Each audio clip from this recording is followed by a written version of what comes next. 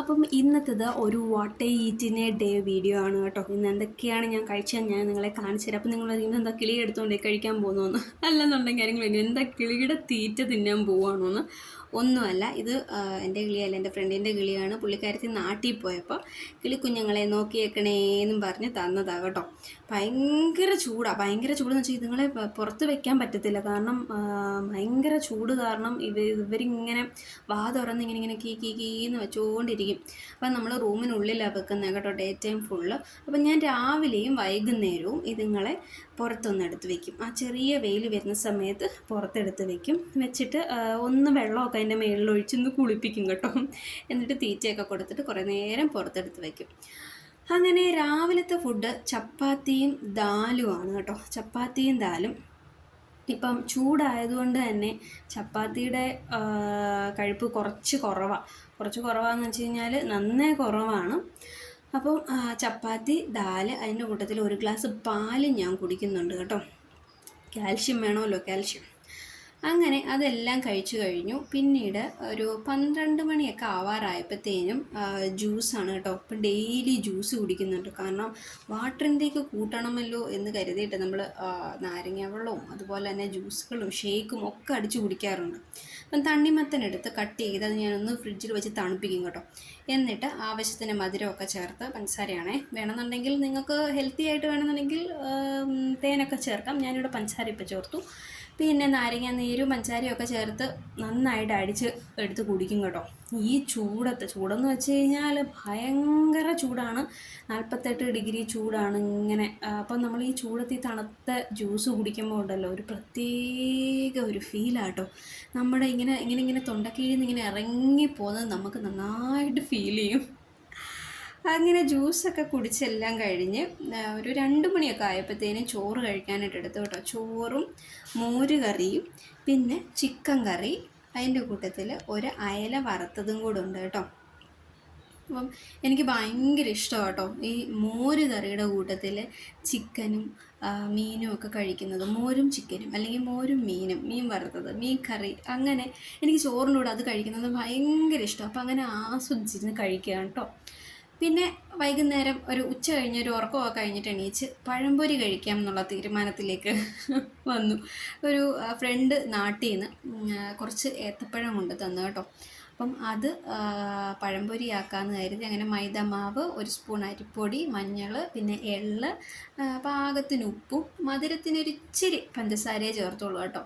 പഴം അത്യാവശ്യം മധുരം ഉള്ളതായതുകൊണ്ട് അധികം മധുരം ഞാൻ ചേർത്തില്ല മാവിൽ. അപ്പോൾ ഈ ഒരു കൺസിസ്റ്റൻസിയിൽ കലക്കിയെടുത്തു. പിന്നെ ഇതാണ് പഴംപൊരി എന്ന് പറയും, സോറി പഴം ഞാൻ കട്ട് ചെയ്ത് വെച്ചിരിക്കുകയാണ് കേട്ടോ. പഴം കട്ട് ചെയ്തതെന്ന് വെച്ച് കഴിഞ്ഞാൽ ഇതുപോലാണ്. ഞാൻ ചെറുതായിട്ട് കട്ട് ചെയ്ത് വെക്കും. കനം കുറച്ച് കട്ട് ചെയ്ത് വെക്കുമ്പോഴേ നമുക്ക് വേഗം വറുത്തെടുക്കാൻ പറ്റും. അല്ലെന്നുണ്ടെങ്കിൽ കുറേ നേരം പിന്നെ നിൽക്കണം. അതൊക്കെ മെനക്കെട്ട പരിപാടി ആയതുകൊണ്ട് ഞാൻ കനം കുറച്ച് കട്ട് ചെയ്തെടുത്തിട്ടുണ്ട്. പിന്നെ മാത്രവുമല്ല, നമ്മൾ വലിയ കഷ്ണമായിട്ട് പഴംപൊരി ഉണ്ടാക്കാൻ സമയത്ത് ധാരാളം എണ്ണ വേണ്ടി വരും. കാരണം നല്ല ചൂടായിട്ട് നല്ല എണ്ണയിൽ മുക്കി പൊരിച്ചെടുക്കുമ്പോഴേ ആ ഒരു നന്നായിട്ട് അത് കുക്കായി വരത്തുള്ളൂ. അപ്പോൾ അതിൻ്റെ ഒരു ടേസ്റ്റൊക്കെ കിട്ടണമെന്നുണ്ടെങ്കിൽ നല്ല മുങ്ങിക്കിടന്ന് പൊരിഞ്ഞ് വരണം. അപ്പോൾ ഞാൻ ഇങ്ങനെ ആക്കുമ്പോൾ നമുക്ക് കുറച്ച് എണ്ണയ്ക്കകത്ത് ഇത് അത്യാവശ്യം നമുക്ക് മുക്കി പൊരിച്ചെടുക്കാൻ പറ്റും. പിന്നെ മാത്രമല്ല, നമ്മുടെ ഉള്ളിലെ പിശുക്കത്തരം വെളിയിൽ ചാടുമ്പോഴാണല്ലോ നമ്മൾ ഇങ്ങനെയൊക്കെ ചെയ്യുന്നത്. ഇങ്ങനെ ചെയ്യുന്നവരാരെങ്കിലും ഉണ്ടെന്നുണ്ടെങ്കിൽ ഒന്ന് കമൻറ്റ് ചെയ്യണം കേട്ടോ. ഞാൻ പൊതുവേ ഇങ്ങനെയാണ്, എൻ്റെ ഉള്ളിലെ പിശുക്കത്തരം പുറത്ത് ചാടാറുണ്ട് ഇടയ്ക്കിടയ്ക്ക്. അപ്പം ഞാനിങ്ങനെ പിശുക്കി എണ്ണയൊക്കെ എടുക്കും. പ്രത്യേകിച്ച് വീട്ടിൽ ഇങ്ങനെയൊക്കെ എന്തെങ്കിലും ഉണ്ടാക്കുമ്പോൾ ഞാനിങ്ങനെ പിശുക്കി തന്നെ ചെയ്യാറുള്ളൂ. ഇങ്ങനെയൊക്കെ ഉള്ള കാര്യത്തിൽ കേട്ടോ. അല്ലാതെ നമ്മൾ നല്ലതായിട്ട് ചിക്കൻ കറിയും അങ്ങനെ കറികളൊക്കെ ഉണ്ടാക്കുമ്പം അതിൻ്റേതായ രീതിയിൽ ഉണ്ടാക്കിയില്ലെങ്കിലുണ്ടല്ലോ രുചി വരത്തില്ല. അങ്ങനെ നല്ലതായിട്ട് ചൂടായ എണ്ണയിലേക്ക് ഓരോ കഷ്ണം പഴവും ഇട്ട് ഇങ്ങനെ പൊരിച്ചെടുത്തുകൊണ്ടിരിക്കുകയാണ് കേട്ടോ. നമ്മുടെ നാട്ടിലാണെന്നുണ്ടെങ്കിൽ വെറൈറ്റി പലഹാരങ്ങൾ കിട്ടും.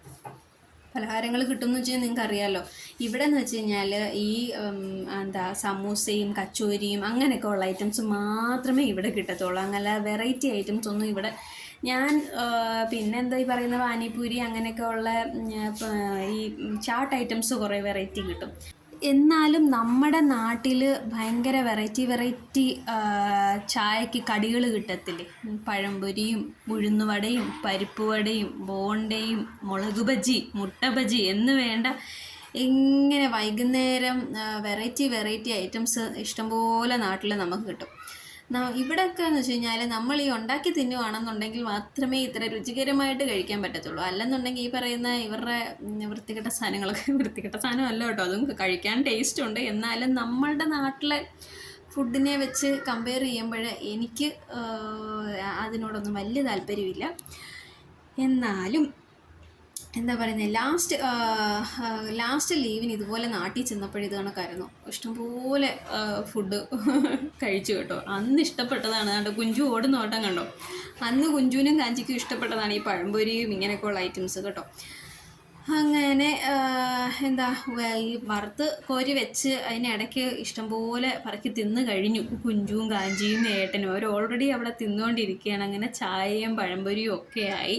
ഇനി ഞങ്ങൾ കഴിക്കാൻ പോകും. ഞങ്ങളെന്നല്ല, അവർ ഓൾറെഡി കഴിച്ച് ഫില്ലാക്കി. ഇനി ഞാൻ എൻ്റെ ഊഴമാണ്. ഇനി ചെന്നില്ലെങ്കിൽ എനിക്ക് കിട്ടത്തില്ല, ആ ഒരു അവസ്ഥയാണിപ്പോൾ. കാരണം അവരിങ്ങനെ മത്സരിച്ച് കഴിച്ചുകൊണ്ടിരിക്കുകയാണ്. അങ്ങനെ പണികളൊക്കെ ഒതുക്കി പാത്രങ്ങളൊക്കെ ക്ലീൻ ചെയ്തുകൊണ്ടിരിക്കുകയാണ്. അപ്പോൾ ഉള്ള പാത്രങ്ങൾ അപ്പം കഴുകി മാറ്റിയില്ലെങ്കിൽ ഇങ്ങനെ കിച്ചൺ ഇങ്ങനെ നിറഞ്ഞിരിക്കും. പിന്നെ അതെങ്കിൽ അങ്ങോട്ട് കയറാൻ തോന്നും.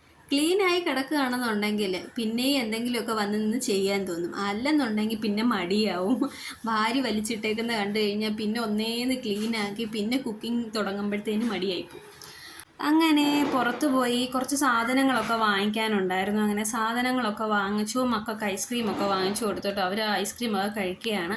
അപ്പം തിരികെ വന്നപ്പോൾ എനിക്ക് ചെറിയതായിട്ട് വിശപ്പടിച്ചു കേട്ടോ. അപ്പം പാല് കുടിക്കുകയാണ്. പാല് കുടിത്തം ഇപ്പം ഞാൻ മുടക്കാറില്ല, പാല് കുടിക്കും 2 നേരം. അങ്ങനെ സാധാരണ പാല് കുടിക്കുന്നത് ഞാൻ കിടക്കുന്നതിന് മുന്നേ ആയിട്ടാണ്. ഇന്ന് ഇച്ചിരി നേരത്തെ കുടിച്ചു. പാല് കുടിച്ചതിന് ശേഷമാണ് ഞാൻ ഫുഡ് കഴിക്കാനായിട്ട് എടുത്തത്. ചപ്പാത്തിയും ചിക്കൻ കറിയും ആയിരുന്നു കേട്ടോ. അങ്ങനെ ചപ്പാത്തിയും ചിക്കൻ കറിയും ഒക്കെ കഴിച്ചു. പിന്നെ താണ്ടെ കണ്ടില്ലോ, രാത്രിത്തെ പണിയെല്ലാം കഴിഞ്ഞപ്പോഴത്തേനും വീണ്ടും കിച്ചണിൽ പാത്രങ്ങളെല്ലാം നിരന്നു. എപ്പോഴും ഇങ്ങനെ പാത്രം കഴുകി ഇങ്ങനെ കിച്ചൺ തൂത്ത് തുടച്ച് വൃത്തിയാക്കി കൊണ്ട് നിൽക്കുകയാണ്. അല്ലെന്നുണ്ടെങ്കിൽ ഇങ്ങനെ നിരക്കും. അങ്ങനെ എല്ലാം ഏകദേശം ഒന്ന് ഒതുക്കി. ഒരു ചായ ഇടുന്ന പരിപാടിയും കൂടെ ഉണ്ടായിരുന്നു കേട്ടോ. അത് ഞാൻ വീഡിയോ എടുക്കാൻ മറന്നുപോയി. അത് എനിക്കല്ല, ഏട്ടൻ ഡെയിലി ചായ കുടിച്ചിട്ടേ കിടക്കത്തുള്ളൂ. അപ്പോൾ ഇന്നത്തെ വീഡിയോ ഇത്രയേ ഉള്ളൂ. ചാച്ചാ ബൈ.